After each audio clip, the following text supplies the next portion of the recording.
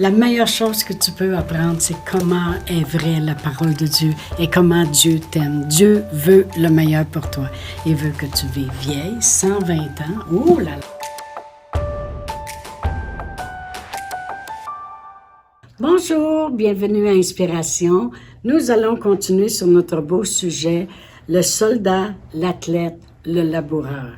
Et nous avons vu dans notre première capsule on a élaboré un petit peu sur les deux lettres que l'apôtre Paul a écrit à Timothée, Timothée 1, Timothée 2, et comment il l'avait pris comme son disciple et Timothée le suivait, avait appris par l'exemple et toutes les choses, et qu'on a vu vraiment que toutes les instructions transmises à Timothée étaient comme j'ai dit, par l'exemple, par l'enseignement, et que vraiment, c'était comme un testament spirituel qui lui parle, parce que Timothée est jeune, Timothée est timide, et aussi, il lui donne des consignes, il l'enseigne, il l'instruit, il lui donne des instructions. Alors vraiment, et on a terminé en disant que c'était qu'il devait s'appuyer beaucoup sur la grâce de Dieu. Et que s'il y en a un qui connaît la grâce de Dieu, c'est bien l'apôtre Paul.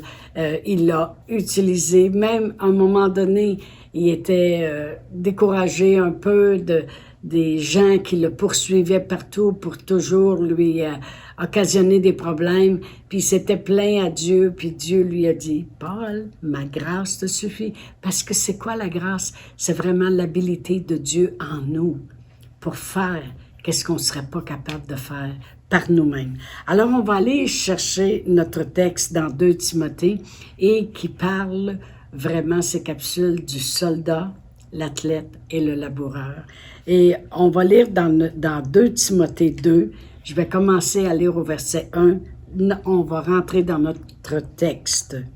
« Toi donc, mon enfant, fortifie-toi dans la grâce qui est en Jésus-Christ. » Alors, on a parlé de ça, que c'est là qu'il doit aller chercher sa force. « Et ce que tu as entendu de moi en présence de beaucoup de témoins, confie-le à des hommes fidèles qui soient capables de l'enseigner aussi à d'autres. » Alors, on voit aussi que Paul s'attend que Timothée va transmettre les instructions qu'il a reçues, les enseignements qu'il a reçus. Il dit, tout ce que tu as entendu de moi, tu sais, quand je te parlais, là, puis je te disais telle chose, puis je te révélais telle chose là, il dit, confie-le. Confie-le à d'autres. Parce que vraiment, enseigner la parole de Dieu, c'est faire connaître la vérité au monde. C'est vraiment confier à des hommes. Il dit, confie-le à des hommes qui pourront l'enseigner aussi. La parole de Dieu doit s'enseigner. Le monde doit connaître la vérité. Ils doivent connaître les choses de Dieu. Alors, il dit, tout ce que tu as appris de moi, là, parle-en. Puis confie-le aussi à des hommes qui vont pouvoir le confier eux aussi. Alors, c'est très important l'enseignement de la parole de Dieu. Amen. La parole de Dieu doit être transmise continuellement. Et après ça, on va lire le verset 3 et 4. Je cherche mon petit chiffre là. Bon, c'est ça, 4. Il dit, il n'est pas, non, 3, excuse, souffle avec moi comme un bon soldat de Jésus-Christ. Il n'est pas de soldat qui s'embarrasse des affaires de la vie s'il veut plaire à celui qui l'a enrôlé.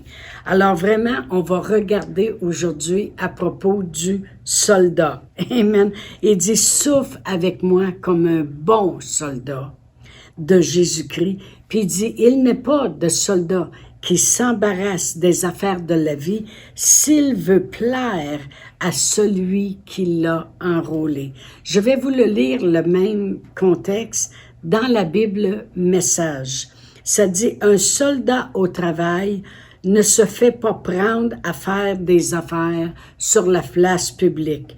Il se concentre à suivre les ordres. OK. Alors, un soldat, il se promène pas à sa place publique puis se faire remarquer puis juste faire les choses comme tout le monde le font.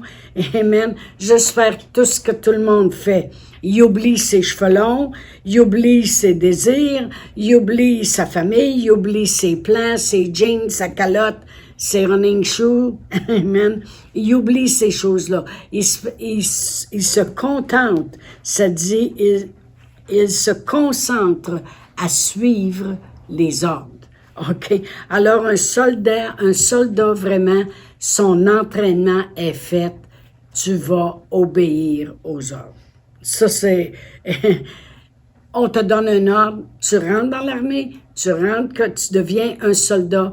Dorénavant, tu obéis aux ordres. C'est la chose la plus importante dans la vie d'un soldat, c'est obéir aux ordres qui lui sont donnés. Et de faire confiance à ses supérieurs. Ils m'ont donné cet ordre-là, c'est parce qu'ils savent ce qu'ils font. Ils m'ont dit de faire ça, ils savent ce qu'ils font. Amen. Ils s'aperçoivent vite, un gars qui devient un soldat, il s'aperçoit vite que ce sont des ordres, puis c'est pas des suggestions. On te suggère pas de mettre ton habit aujourd'hui si ça te tente. On te suggère pas de mettre ton casque dur quand tu vas aller au combat. C'est pas des suggestions, ce sont des ordres. OK? Quand tu deviens un soldat. Et vraiment, c'est parce que ses supérieurs savent ce qu'ils font et le soldat, lui, c'est « Oui, monsieur. Non, monsieur. Yes, sir. No, sir. » C'est comme ça qu'il s'en va. Il a reçu un ordre, c'est comme ça. Aujourd'hui, vous vous habillez en combat, vous avez votre casque, vous avez votre habillement pour aller, vos bottes de combat, on s'en va dans le champ. C'est pas une suggestion qu'ils viennent de te faire, c'est un ordre qu'ils viennent de te donner. Alors, ils savent pourquoi tu dois mettre le casque dur. C'est parce que si ils font un exercice, puis si jamais il y aurait une bombe en quelque part, ça l'explose, puis ça revole, le casque dur est pour protéger ton petit cerveau. Les bottes de combat, avec des capes d'acier, les grosses bottes noires, bien c'est parce qu'ils le savent que tu peux marcher n'importe où, puis c'est pas tes petits running shoes qui vont protéger tes petits pieds, OK? Tu traînes ta carabine, puis elle a besoin d'être très bien nettoyée. Arrange-toi pas pour qu'elle soit pas chargée ou qu'elle soit toute sale, puis qu'elle fonctionne pas. Tu t'en vas au combat, alors t'obéis aux ordres, OK? L'entraînement est difficile, puis il y a des raisons. Voyez-vous, quand il y a la guerre, quand la guerre éclate comme la guerre qu'il y a déjà eu par le passé, là, ils prenaient des petits jeunes de 16 ans, ça rentrait dans l'armée, ça s'en allait direct au combat, puis ils savaient même pas, tout ce qu'ils savaient, c'est OK, mais ils savaient même pas, il n'y avait pas eu aucun entraînement. Aucun entraînement. Fait que là, ils s'en vont là, sur le champ de bataille. Mais vraiment, un bon soldat de Christ, un bon soldat, il va être entraîné, il va obéir aux ordres et il s'aperçoit à la longue pourquoi il faut qu'il y ait un casque dur, pourquoi il faut qu'il y ait des bottes avec des capes d'acier, pourquoi c'est cet habit-là qui a plein de poches et que là, il met une chose ici puis une chose là. Pourquoi il fait les choses comme il doit le faire? Quand il va à la guerre, il est équipé, il sait où il s'en va. Amen. Dans l'armée, ce n'est pas des suggestions à discussion, mais ce sont des ordres. OK? Le seul temps qu'un soldat il a un choix à faire, c'est tu signes ici si tu veux t'enrôler, puis si tu veux pas, tu signes pas. Voici le choix que tu as. Si tu veux t'enrôler comme soldat, signe ici. Tu veux pas, signe pas. C'est le seul temps que le soldat, il a un choix à faire. Amen. Gloire à Dieu. Mais un soldat de Dieu, c'est la même chose. Dieu, il nous donne des ordres. Et ce n'est pas des suggestions. Et c'est à nous à apprendre à faire confiance à Dieu. Que s'il dit, vends tout, comme quand il parlait à Abraham, laisse ta famille, laisse ce que tu as, pars, je veux faire de toi une grande nation.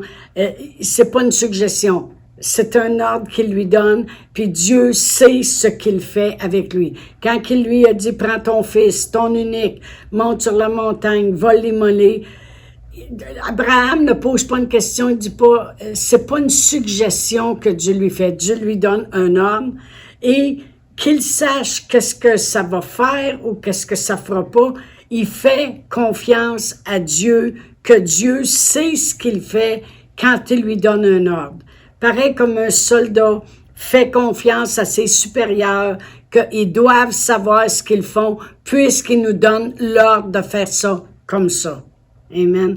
Alors, l'apôtre Paul, lorsqu'il parle à Timothée, là, il est vraiment en train de lui montrer comment se comporter comme quelqu'un qui est appelé de Dieu, comme un croyant, comme quelqu'un qui a un ministère, parce qu'il lui dit à un moment donné, fais l'œuvre d'un évangéliste. Alors, il lui montre le comportement qu'il doit avoir, puis il dit, pareil comme un soldat. La même chose qu'un soldat. Dieu, il va te dire des choses, c'est pas une suggestion qu'il va te dire, c'est un ordre. Parce que Dieu, il sait ce qu'il fait. Puis Dieu, il sait qu'est-ce que ça va t'apporter. Puis Dieu, il sait comment tu seras protégé si tu fais ça. Puis Dieu, il sait comment tu peux prospérer si tu fais telle autre chose. Dieu sait ce qu'il fait. Pareil comme la personne qui rentre dans l'armée, puis qui devient un soldat. Ils savent ce qu'ils font. Alors, si je veux être bien entraîné pour aller à la guerre et pour être capable de défendre mon pays et me défendre moi aussi, je vais écouter les ordres qu'ils me disent.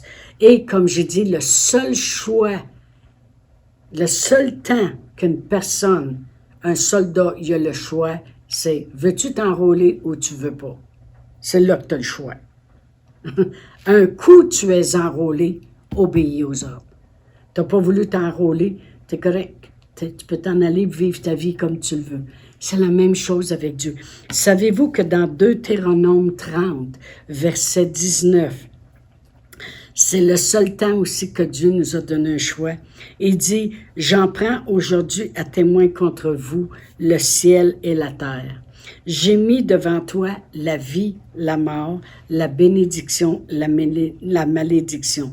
Choisis la vie afin que tu vives, toi et ta postérité. » Quand moi, je deviens un enfant de Dieu, puis je veux vraiment avancer comme un enfant de Dieu, je veux rentrer dans le plan, je veux voir la parole de Dieu vivante dans ma vie, c'est là que je suis placé devant un choix. C'est le seul temps que j'ai un choix. Un coup, j'ai choisi de prendre la parole de Dieu puis de vivre par la parole de Dieu. Après ça, c'est « yes sir, no sir ». Avec Dieu, c'est des ordres. Ce n'est pas des suggestions. Le seul temps qu'il nous a suggéré quelque chose, c'est comme j'ai dit dans Deutéronome, il dit, écoute, tout est devant toi. Tu peux devenir un soldat pour moi. Tu peux rentrer dans l'armée de Dieu. Tu peux devenir un soldat en Jésus-Christ en choisissant la vie. Puis après ça, tu vas vouloir vivre cette vie-là et avoir la vie divine qui est au-delà du naturel, le plus qu'assez. Maintenant, tu t'enrôles comme soldat de Dieu. Choisis, si tu choisis, c'est le seul temps que tu as un choix. Après ça, tu obéis aux ordres. Savez-vous, je regardais dans la parole de Dieu, puis si vous lisez attentivement, vous allez voir que Dieu dit « Donne et il te sera donné ». C'est un ordre. Il dit pas « Je te suggère que ça serait une bonne idée si tu commencerais des fois à donner, puis tu vas voir, ça va marcher. » Non, non, il dit « Donne et il te sera donné. Confie-toi en l'Éternel. Demande, puis crois l'avoir reçu. » Allez par tout le monde. Vous savez, ça, c'est des choses qu'on retrouve dans la parole de Dieu.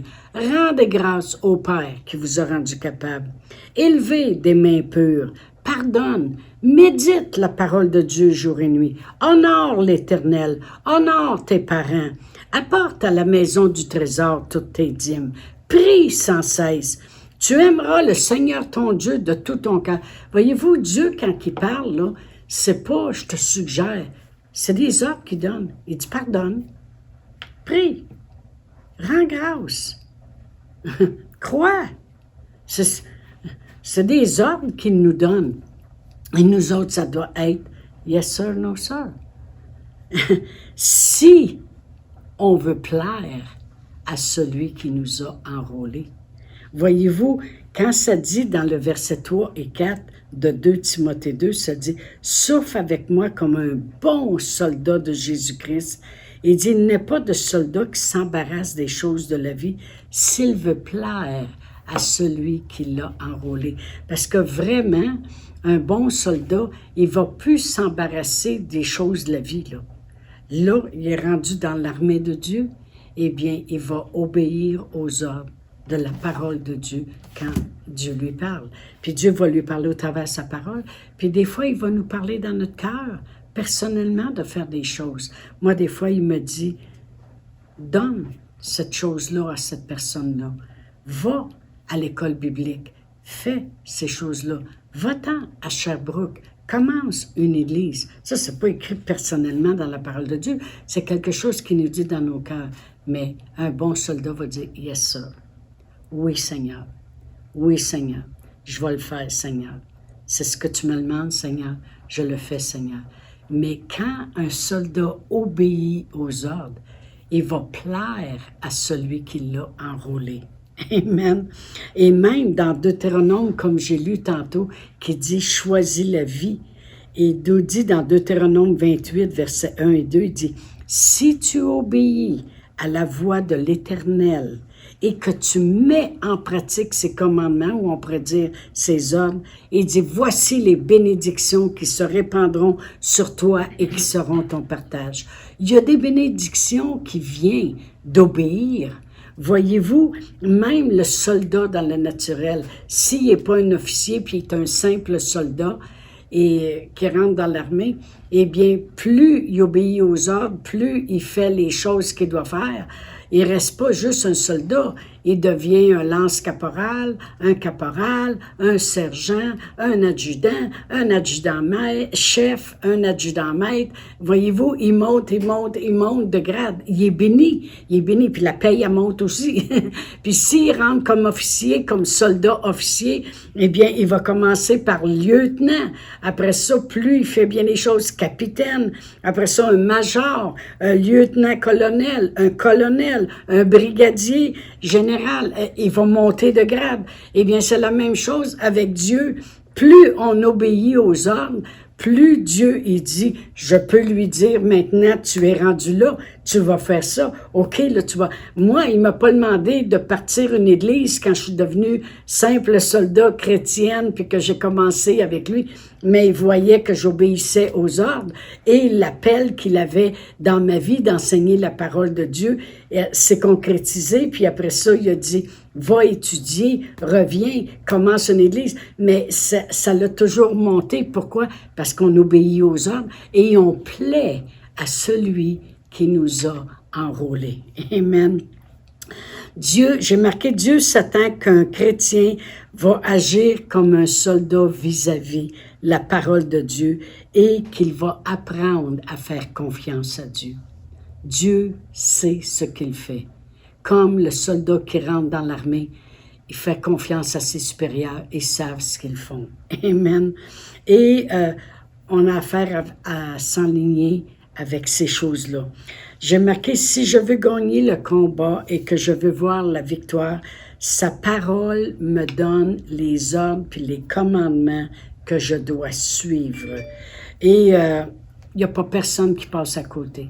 Si le gars, il rentre dans l'armée, il signe, puis là, il a fait son choix, puis il s'en va comme militaire, eh bien, il va pas vraiment...